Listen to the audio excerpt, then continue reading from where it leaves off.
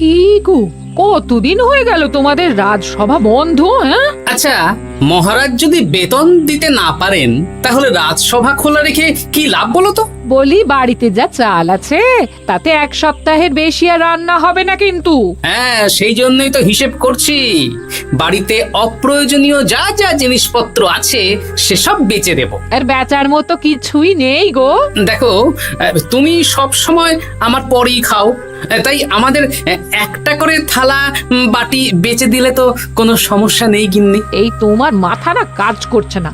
যাও বাইরে ঘুরে এসো, পারলে বাজার থেকে ধার করে হলেও একটু চাল নিয়ে এসো। দেখি যদি কোনো সহৃদয় ব্যক্তি চাল দেয়।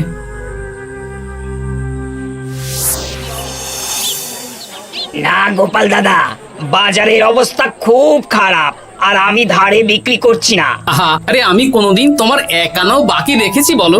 আমি বুঝতে পারছি গোপাল দাদা, কিন্তু আমিও নিরুপায়। গত মাসের বেতন এখনো পাইনি। মহারাজ অনির্দিষ্ট কালের জন্য রাজসভা বন্ধ রেখেছেন।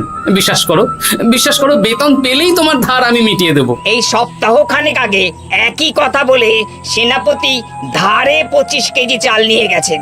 এখন ওনার কোনোই পাত্তা নেই। কি যে করি, কাছের বন্ধু বলতে বিজ্ঞানী আর সভাকবি। দেখি ওদের বাড়িতে একবার ঢুঁ মেরে।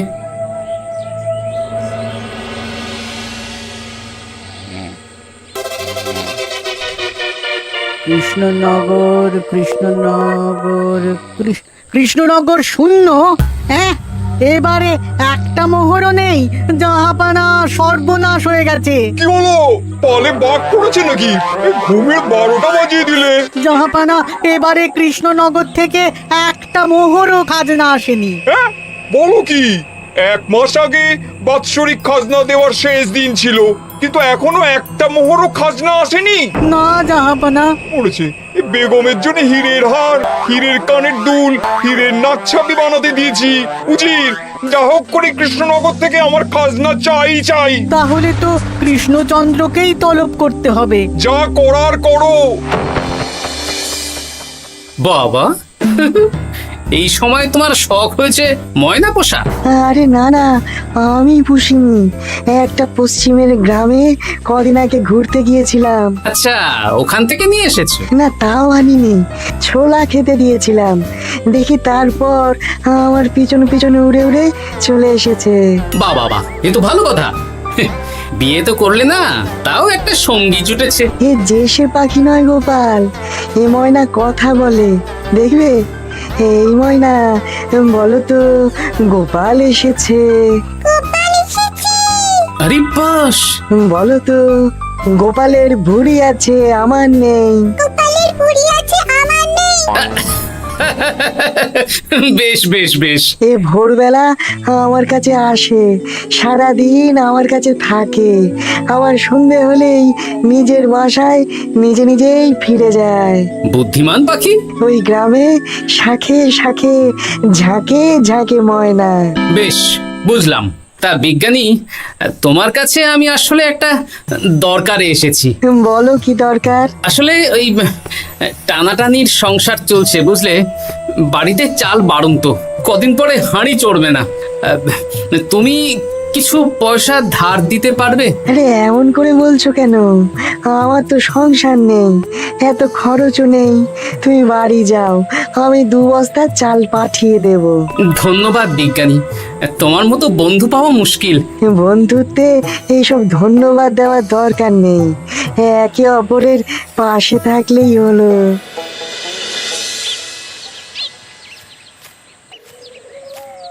এ কি গো, খালি হাতে ঢুকছো যে? বিজ্ঞানী আমাদের 2 বস্তা চাল পাঠাবে, তাই কিছুটা হলেও চিন্তা কমলো, বুঝলে। ওমা, এই তো সারা বাজার ঘুরে তো ধারে চাল পেলাম না, অগত্যা বিজ্ঞানীর বাড়ি গেলাম। উনি সত্যি তোমার বন্ধু? হ্যাঁ গিন্নি, জানি না কতদিন আমাদের রাজসভার সমস্যাটা চলবে।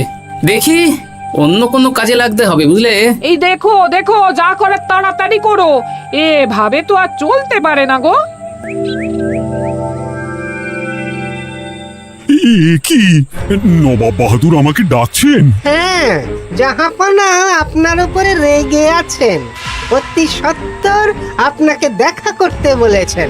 এবারে চাষাবাদের মন্দার কারণে রাজস্ব আদায় তেমন ভালো হয়নি, তাই খাজনা পাঠাতে পারিনি। আর কিছুদিন অপেক্ষা করতে বলুন, আমি ঠিক খাজনা পাঠিয়ে দেব।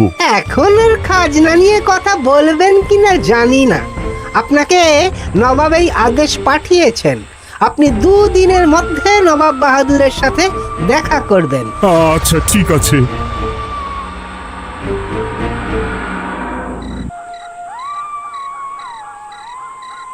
মহারাজ, এই বিপদের সময়ে আপনাকে একমাত্র একজনই সাহায্য করতে পারে, আর সে হলো গোপাল। আমি কোন মুখে গোপালকে ডাকবো বলো তো রানী? দীর্ঘদিন ওদের বেতন দিতে পারছি না। গোপাল এরকম স্বার্থপর মানুষই নয় যে নিজের কাজের সময় কাজী আর কাজ ফুরলে বাজি হয়ে যাবে। আপনি একবার বলেই দেখুন না। বেশ, তাহলে আগামীকাল সকালেই গোপালকে ডেকে পাঠাচ্ছি।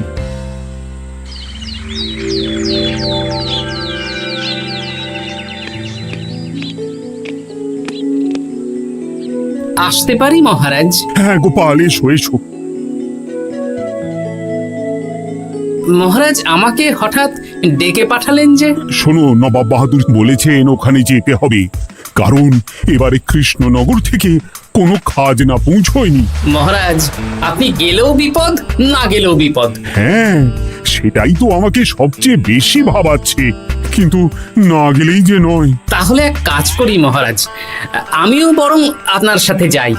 যা বিপদ আসবে একসাথে লড়বো। ও গোপাল, তুমি যেন আমার বুক থেকে পাথর নামিয়ে দিলে।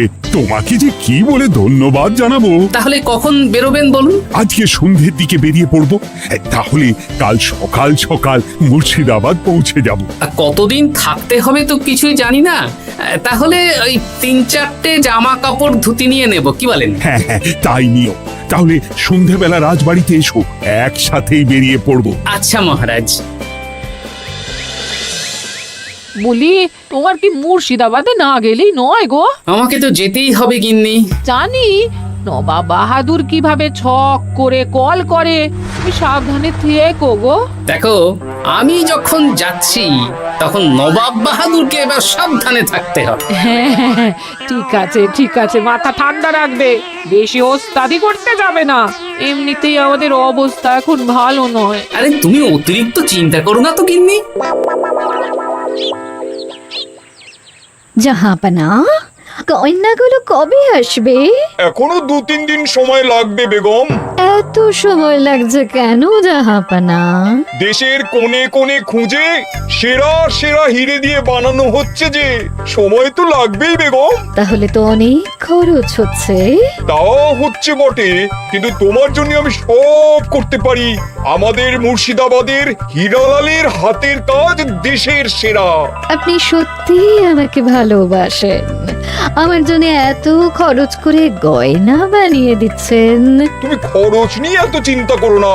কৃষ্ণনগর থেকে এই বছর ভালো খাজনা প্রাপ্য ছিল, কিন্তু এখনো একটা কানাকড়িও আসেনি। তাহলে আপনার গয়না বানাতে যা খরচ হবে সব আপনার সিন্দুক থেকে দিয়ে দেবেন? না না না, কৃষ্ণনগর থেকেই আদায় করব, ওকে তলব করেছি। আচ্ছা, সহিস, গাড়ি ছাড়ো। যথাজ্ঞা মহারাজ। এই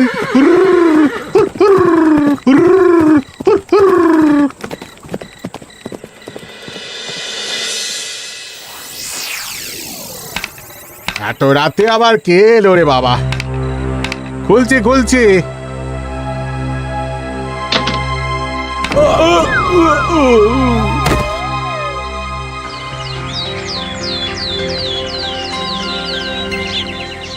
সর্বনাশ হয়ে গেছে জাহাপানা।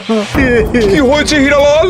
নবাব বাহাদুর, মহারাজ কৃষ্ণচন্দ্র আর গোপাল এসেছেন আপনার সাথে দেখা করতে। ওদের দরবারে আসতে বলো। হ্যাঁ, এবার বলো হীরালাল, কি হয়েছে? এই, তোমার মাথায় পট্টি কেন? জাহাপানা, গত রাতে আমার সর্বস্ব লুট হয়ে গেছে। বলো কি হীরালাল? তোমার কাছেই তো বেগমের হীরের সব গয়নাগাটি বানাতে দিয়েছিলাম। হ্যাঁ জাহাপানা, সব গেছে। আমার মাথায় মেরে সব লুট করে নিয়ে গেছে। এবার আমি কি করব জাহাপানা? বেগম সাহেবা, আপনার গয়না যে হীরালাল শেখরার কাছে জাহাপনা বানাতে দিয়েছিলেন, ওনার সব লুট হয়ে গেছে। মানে? আমি এক্ষুনি নিজের কানে শুনে এলাম, এখন হীরালাল শেখরা এসেছে। আমি এক্ষুনি যাচ্ছি। কি করব জাহাপানা, আমার তো সব শেষ হয়ে গেল। আমি কোনো কথা শুনতে চাই না, আমার ওই হীরের গয়নাগুলো চাই। চাই বললেই তো পেয়ে যাবে না। এখন এই গয়না শুধু নয়, হীরালালের সব সোনা দানা চুরি হয়ে গেছে। সেগুলো খুঁজে পেতে হবে। বিগত কয়েক বছর আমার মুর্শিদাবাদে কোনো চুরি ডাকাতি হয়নি। প্রত্যেকটা গ্রামবাসী সুখে শান্তিতে আছে। বাইরের কোনো শত্রু আসারও সুযোগ নেই। গ্রামের সীমানায় দিন রাত প্রহরী থাকে। যদি এসেও থাকে, পালাতে পারবে না। এবারে তাহলে চোরটা কে বুঝবো কি করে? এসব সামান্য চোর ধরার কাজ আমার কাছে নস্যি। জাহাপনা, আপনি যদি কৃষ্ণনগরের এবছরের খাজনা মকুব করে দেন, তাহলে আমি চোর ধরার ক্ষেত্রে সাহায্য করতে পারি। ঠিক আছে কৃষ্ণচন্দ্র, তোমার এই গোপাল যদি চোর ধরে দিতে পারে, তাহলে এবছরের খাজনা মুকুব। আগে আমি ওই শেখরার সাথে একান্তে কিছু কথা বলতে চাই। বেশ, প্রহরী প্রহরী, তুমি গোপাল আর শেখরাকে একটা ঘরে নিয়ে যাও। আসুন। এবার আপনি চুরির ঘটনাটা বলুন। চুরি না, ডাকাতি। সে যাই হোক, বলুন বলুন। গতকাল রাতে, তারপর সকালে জ্ঞান ফিরে ঘরে গিয়ে দেখি সব ফাঁকা। আমার ঘরের সাথেই লাগোয়া দোকান।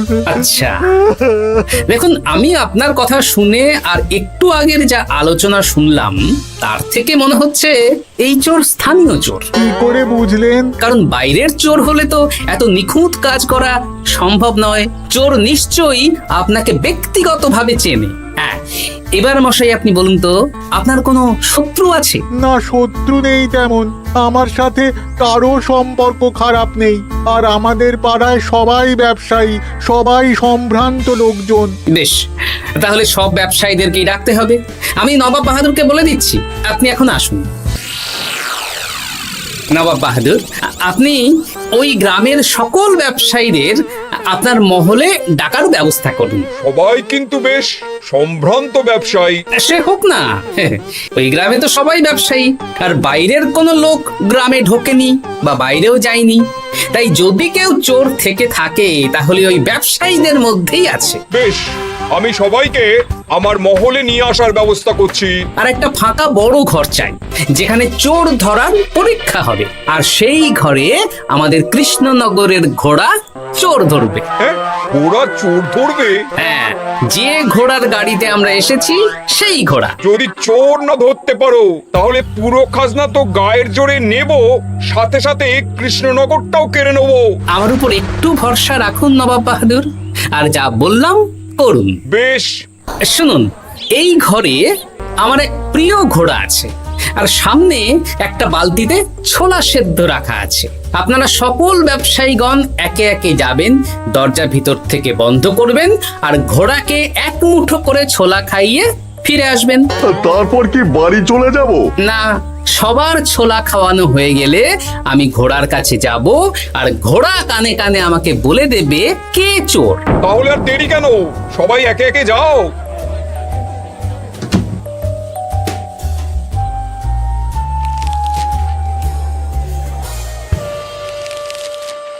কি করি যদি ঘোড়া সত্যি সত্যি বুঝে যায়? ছোলা খাওয়াবোই না। ব্যাস, ছোলা খাওয়ানো হয়ে গেল। এবার গোপাল বলো তো কে চোর? দাঁড়ান, ঘোড়ার মুখের কথা শুনে আসি। আমি বলে দিচ্ছি জাহাপানা, গোপাল এসব মশকরা করছে, সব মশকরা। ঘোড়া বলে দিয়েছে কে চোর। বলো গোপাল, কে চোর? তার আগে সকল ব্যবসায়ীর হাত দেখে আমি পরীক্ষা করতে চাই। সে দেখো, কিন্তু বলো কে চোর? দেখি দেখি, না, দেখি আপনারটা। না, আপনিও না। না, আপনিও না। একি মশাই, চুরিটা তো আপনিই করেছেন, আপনিই চোর। কি উল্টো পাল্টা কথা বলছেন? আমি চুরি করিনি। হ্যাঁ, আপনিই চুরি করেছেন, তাই ভয়ে ঘোড়াকে ছোলা খাওয়াননি। কারণ আমি ছোলার মধ্যে রান্নার হলুদ গুঁড়ো মিশিয়ে রেখেছিলাম, তাই যারা যারা ঘোড়াকে ছোলা খাইয়েছেন সবার হাতেই হলুদ রং লেগে আছে। শুধু ওর হাতে নেই। ভাই, শেষে তুই? তোর মনে মনে এত হিংসা? ভাই মানে? আরে ও তো আমার খুড়তো ভাই পান্নালাল, ওরও সোনা গয়নার ব্যবসা। ব্যাস, এবার তাহলে বলেই দিন পুরো ব্যাপারটা, কারণ এখান থেকে পালানোর কোনো পথ নেই। ভুল হয়ে গেছে দেখাবো না।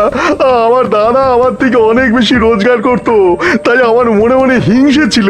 তারপর বেগম সাহেব আর হীরের গয়না বানানোর এত বড় বায়না পেল, তাই হিংসা আরো বেড়ে গেল। আর তুই চুরি করলি? চুরির সব জিনিস কোথায় আছে? আমার বাড়িতেই আছে দেখাবো না। সাব্বাস গোপাল, সাব্বাস। তোমার কি বুদ্ধি! তাহলে জাহাপানা, কথা মতন আমাদের এই বছর তাহলে খাজনা দিতে হচ্ছে না। না, কথা যখন দিয়েছি তখন আমি তো আর কথার খেলাপ করতে পারি না।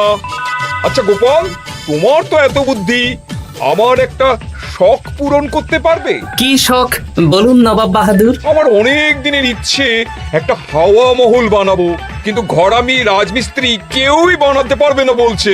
তুমি কি বানিয়ে দিতে পারবে? আগে পারবো জাহাপনা, কিন্তু তার বদলে আমি কি পাবো? আগামী 5 বছর কৃষ্ণনগরের খাজনা মুকুব, আর তোমাকে আমি 100 মোহর উপহার দেবো। বেশ, তাহলে আপনি আমাকে দিন 7 সময় দিন, আর 7 দিন পরে আমার বাড়ির সামনে চলে আসুন। হাওয়া মহল বানিয়ে রাখবো, আপনি নিয়ে যাবেন। বেশ, তাহলে 7 দিন পরে কৃষ্ণনগরে দেখা হচ্ছে। যদি না বানাতে পারো তাহলে কিন্তু আগামী 5 বছর কৃষ্ণনগরকে দ্বিগুণ খাজনা দিতে হবে, এই আমি বলে দিলাম। বেশ, রাজি।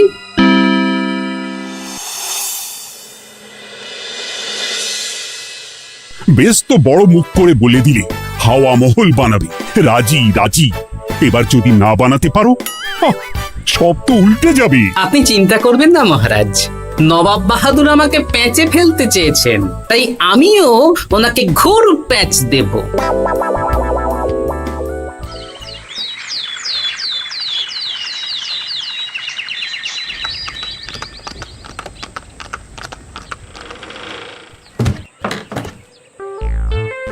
কি গোপাল, আরে কোথায় আমার হাওয়া মহল?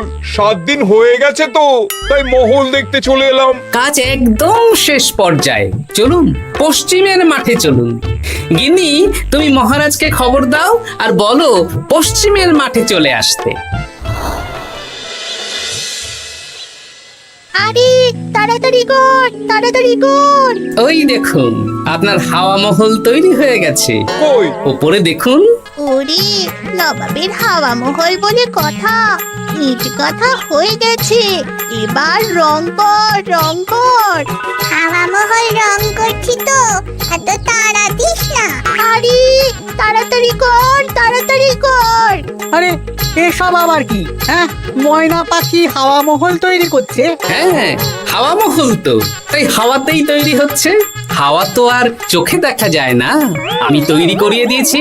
এবার জাহাপানা আপনি নিয়ে যান। হয়ে গেল, এবারেও গোপাল দাও মেরে দিল।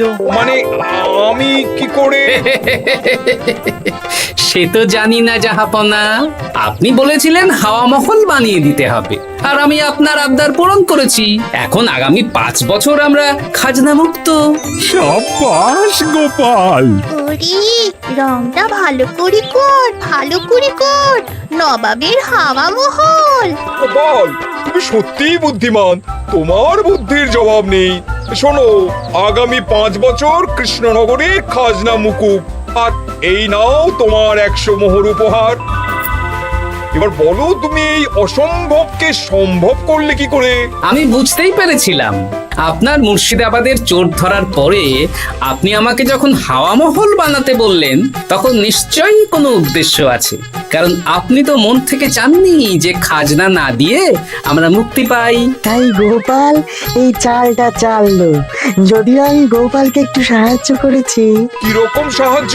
কদিন আগে আমি বিজ্ঞানীর ঘরে গিয়ে দেখি একটা ময়না হুবহু মানুষের মতন কথা বলছে, আর বিজ্ঞানী বলল এরকম অনেক ময়না পাখি আছে। ব্যাস এই এক সপ্তাহ ধরে আমি ময়নাগুলোকে বিভিন্ন বুলি শেখালাম, আর ওরা সেগুলোই বলে চলেছে। নয়, হ্যাঁ। ওরে রংটা ভালো করে কর, ভালো করে কর, নবাবের হাওয়া মহল। মহারাজ, 100 মোহর আপনি রাখুন। আমাদের সব সভাসদদের এই মোহর থেকেই আপাতত বেতন দিয়ে রাজসভা শুরু করুন। ধন্যবাদ গোপাল, তোমাকে আমার সভাসদ পেয়ে আমরা সবাই ধন্য। আর বিজ্ঞানীকেও।